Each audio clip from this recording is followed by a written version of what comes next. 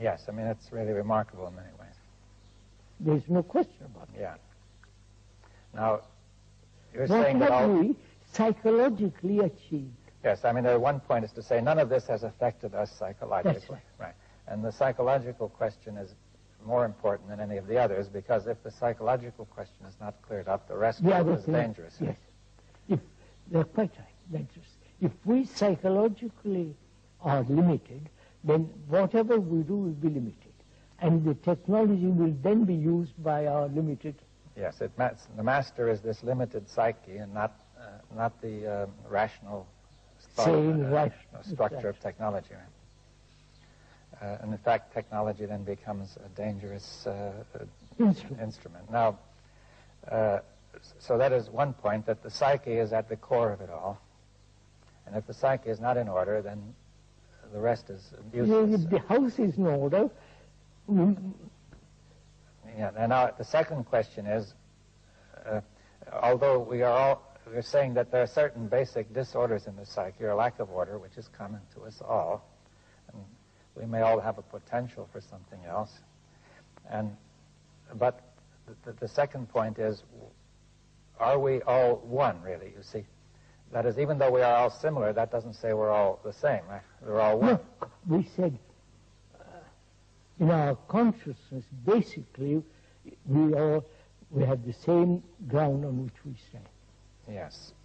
Well, that's, you see, from the fact, let's say, the human body is similar, it doesn't prove they're all the same. Of course, your body is different from mine. Yes, we're in different places and different entities and so on. Now, what I think you're trying to say that the consciousness is not an entity which is individual. That's right. The body is an entity which has a certain individuality. That's right. That all seems so yeah, I clear. think it may be clear, but I think... your body yeah. is different from mine. Yes. I have a different name than you. Yeah, well, we also are different, though similar material, it's different. We can't exchange, because the proteins in one body may not agree with those in the other. Now, many people feel that way about the mind, saying that there's a chemistry between people which may agree or disagree. Yeah, but actually go deeper into the question. Consciousness is shared by all human beings. Yes. That's my whole thought. Yes. Now, the feeling is that the consciousness is individual and that it is communicate, as it were, that it is...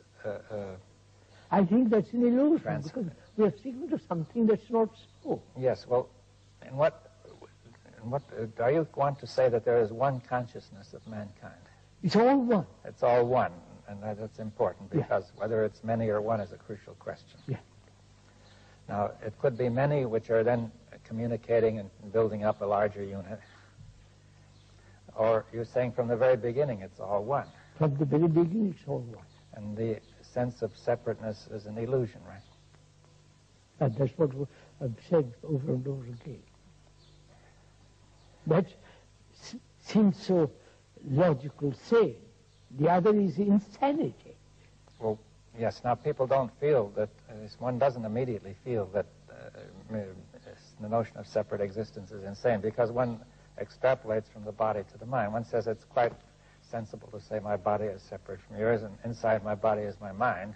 And that, now, are you saying the mind is not inside the body? Of course, that's quite a different question. Let's finish with the other point. Yeah. If each one of us thinks that we're separate individuals psychically, we have done what we have done in the world is colossal mess. Well, if we think we are separate when we are not separate, then it will clearly be a colossal mess. Well, that's what's happening. Each one thinks he has to do what he wants to do, fulfill himself. So he's struggling to be, he's struggling in his separateness to achieve peace, to achieve security, which that security and that peace is totally denied. Yes, well, the reason it's denied is because there is no separation. You see, if there were really separation, it would be a rational thing to try to do. But, actually. But if we're trying to separate what is inseparable, the result will be chaos, right? That's right. Now, that's clear, but I think that it will not be clear to people immediately that the consciousness of mankind is one inseparable whole. Yes, sir. Inseparable whole. Absolutely right. And many questions will arise if you once even consider the notion, but I don't know if we have gone far enough into this yet, one question is, why do we think we are separate? Why? Why do I think I'm separate? That's my conditioning. Yes, but how did we ever adopt such a foolish conditioning? From childhood, it's mine, my thought, not yours. Yeah, but the first feeling you get is, I say it's mine because I feel I'm separate. You see, yes, now, one doesn't start out, see, it isn't clear how the mind which was one came to this illusion that it is all broken up into many pieces.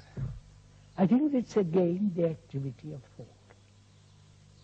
Thought, in its very nature, thought is divisive, fragmentary, and therefore I'm a fragment. Yes, well, thought will create a sense of fragments. You see, you could see, for example, that once we decide to set up a nation, then we will be think we're separate from the other nation, and all sorts of things, consequences follow, which make the whole thing seem independently real, that you have all sorts of separate language and separate laws and separate this, and you set up a boundary.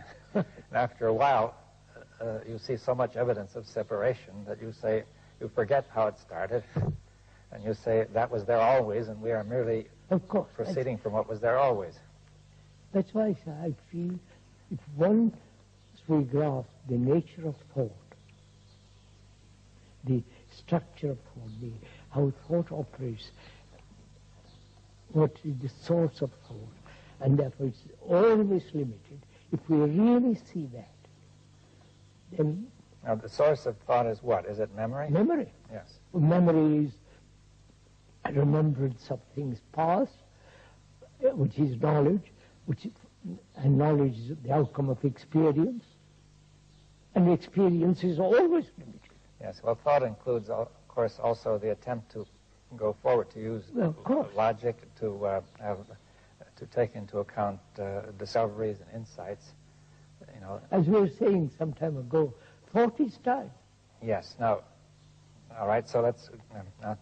Thought is time. Now, that requires more discussion too, because I see the first experience is to say time is there first, and thought is taking place in time. Right? Now, for example, if we say that movement is taking place, the body is moving, and this requires time. Right? To go from here to there needs time. Yes. To learn the language needs time. Yes, to grow a plant needs time. To grow the whole thing. All right, now, to paint a picture takes time. Well, one will also say to think takes time. Right? So we think in terms of time. Yes, but let's see, the first point that one would tend to look at is to say, just as everything takes time, to think takes time, right? Now, that you're saying something else, which is that thought is time. Thought is time. That is psychically speaking and psychologically speaking. Of course. Now, how do we understand that? How do we understand what? Thought is time. You see, it's not obvious.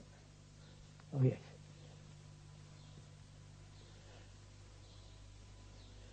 Would you say thought is movement and time is movement? Okay, that's movement. Now, yes, whether these are, you see, time is a mysterious thing. People have argued about it. You know, we could say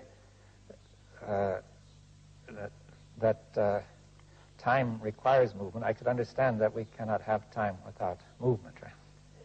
Time is movement. Time is movement. Now, but no, time is not separate. I don't say it's separate from movement, but you see, to say time is movement, you see, if we said time and movement are one. Yes, I'm saying that. Yes. Now, they cannot be separated, right? No. All right, because that seems fairly clear. Now, there's physical movement, which means physical time, right? Physical time. There's the heartbeat and so on. Hot and cold, and also dark and light, the sunset, seasons, yes. sunrise, all that. Yes. Now, then we have the movement of thought. Now, that brings us into the question of the nature of thought.